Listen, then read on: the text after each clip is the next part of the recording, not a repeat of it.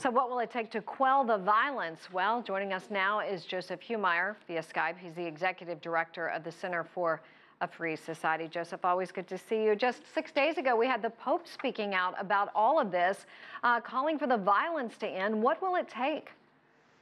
That's a good question, Susan. I'm not necessarily sure what it would take, but we got to look at the root causes of this violence, and among them is the tremendous economic crisis in Venezuela, and that's been evolving over arguably over 2 decades, but particularly in the last few years since the price of oil dropped, which is a primary export of the Venezuelan government. I believe at least half of its government revenues or close to that come from oil exports. I know 96% of its oil exports are petroleum. So that hurt them quite a bit. And we saw an escalation in 2014. We saw massive protests in Venezuela. Now we're seeing them again. I'm not sure how they're going to end, but the root cause is the economy.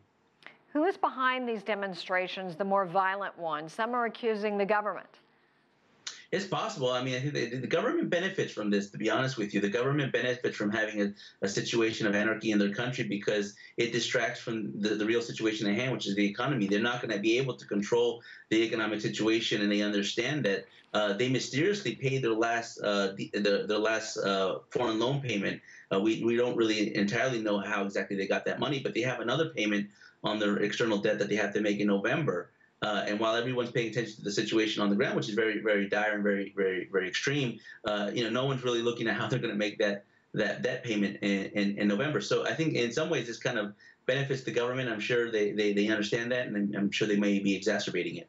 Are we on the verge of a possible coup?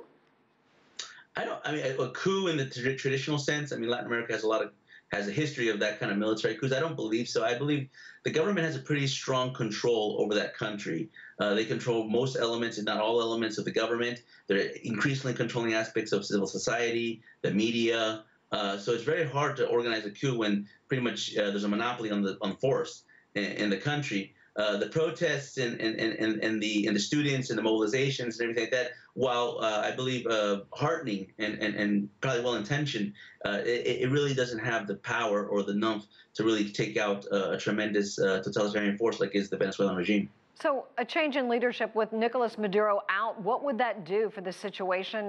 Is there any way we could even say?